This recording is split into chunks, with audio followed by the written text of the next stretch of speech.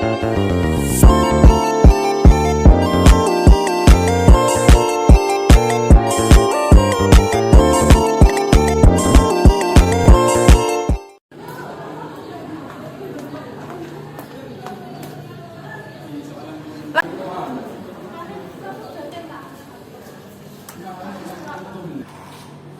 duduk. Baik, selamat siang anak-anak. Oke, sebelumnya saya mulai terlebih dahulu ya. Assalamualaikum warahmatullahi wabarakatuh.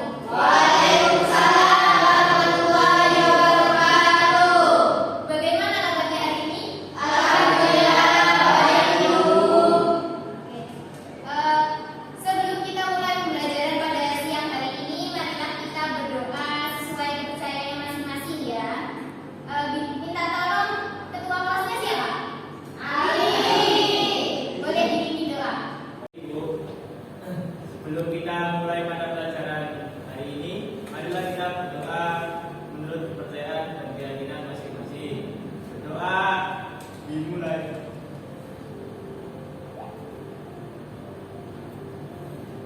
Doa selesai. Kita absen terlebih dahulu ya. Di sini siapa yang nggak masuk? Alfian, Bu. Terus siapa lagi?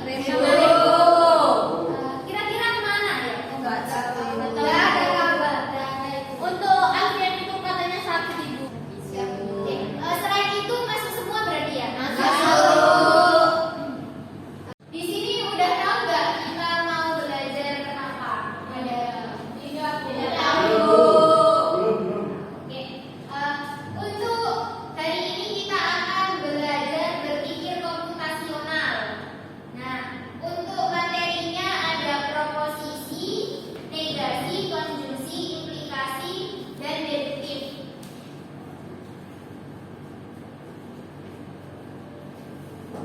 Nah, ini untuk materi kita hari ini, yaitu bagaimana kita dapat menjelaskan pengertian dari proposisi, kemudian mengidentifikasi kalimat-kalimat proposisi, menjelaskan pengertian proposisi majemuk, terus menjelaskan pengertian negasi, ingkaran, konjungsi, disjungsi, implikasi, dan inferensi. Dan terakhir memberi contoh kalimat negasi atau ingkaran, konjungsi, disjungsi, implikasi, dan inferensi. Nah, untuk pertama, berpikir komputasional. Berpikir komputasional adalah metode menyelesaikan persoalan dengan menerapkan teknik ilmu komputer. Nah, itu adalah berpikir komputasional, sebuah metode menyelesaikan persoalan. Nah, untuk yang kedua, pengertian dari proposisi. Mungkin bisa bantu untuk menjelaskan. Monggo. Baik, proposisi merupakan satu pernyataan yang menuliskan beberapa keadaan yang belum tentu benar atau salah dalam bentuk sebuah kalimat berita. Proposisi dalam istilah biasa digunakan dalam analisis logika, di mana keadaan dan peristiwa secara umum melibatkan pribadi atau orang yang dirujuk dalam kalimat. Proposisi terdiri atas 4 unsur, 2 diantaranya merupakan materi pokok proposisi, sedangkan 2 yang lain sebagai hal yang menyertainya. 4 unsur yang dimaksudkan ialah istilah sebagai subjek, istilah sebagai predikat, kopula, dan kuator. Oke, untuk selanjutnya yaitu apa kalimat proposisi. Nah, tadi kan apa itu proposisi dan ini adalah kalimat proposisi. Nah, kalimat proposisi sendiri itu dibagi menjadi 4, yaitu yang pertama konsep sebagai subjek, yang kedua kopula, yang ketiga konsep sebagai predikat, dan yang terakhir adalah quantifier. Nah, kalimat proposisi itu adalah ucapan atau pernyataan yang menggambarkan beberapa keadaan yang tidak selalu benar atau salah dalam bentuk kalimat. Jadi di sebuah kalimat itu ada kalimat benar dan kalimat salah. Nah, untuk contoh dari proposisi sendiri itu ada yang pertama 2 tambah 3 sama dengan 3, 2 tambah 3 sama dengan 5, yaitu proposisi yang bernilai benar. Ya benar kan? Bisa diakui benar semua? Ya. Untuk yang kedua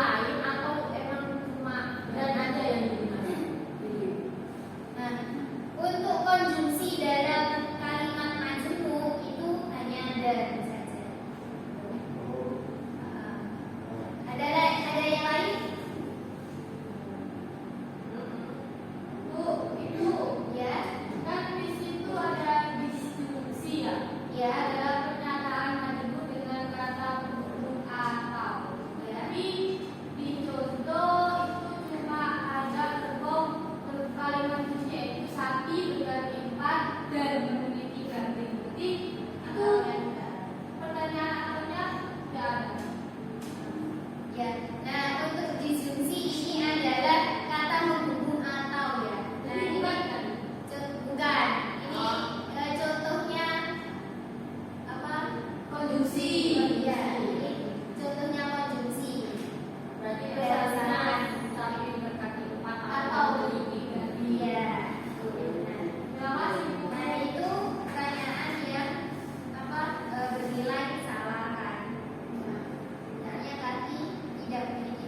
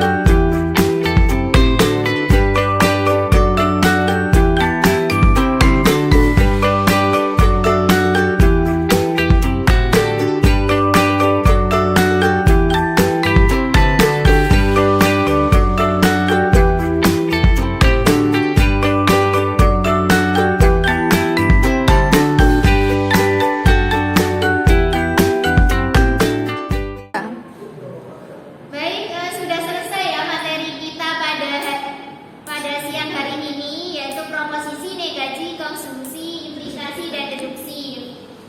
Nah, untuk materi selanjutnya yaitu tentang komplikasi. Oke, mungkin sebelum kita akhiri pembelajaran pada siang hari ini, semoga pembelajaran di siang hari ini bermanfaat. Dan dapat meresap ke ilmunya pada teman-teman semua. Minta tolong untuk ketua kelasnya dipimpin doa terlebih dahulu. Baik. Berdoa selesai. Baik, Ibu akhiri pembelajaran pada siang hari ini. Sampai jumpa di pembelajaran selanjutnya. Sekian, terima kasih. Wassalamualaikum warahmatullahi wabarakatuh. Waalaikumsalam warahmatullahi wabarakatuh. Terima kasih, Bu. Sama-sama. Hati-hati ya di jalan kalau pulang.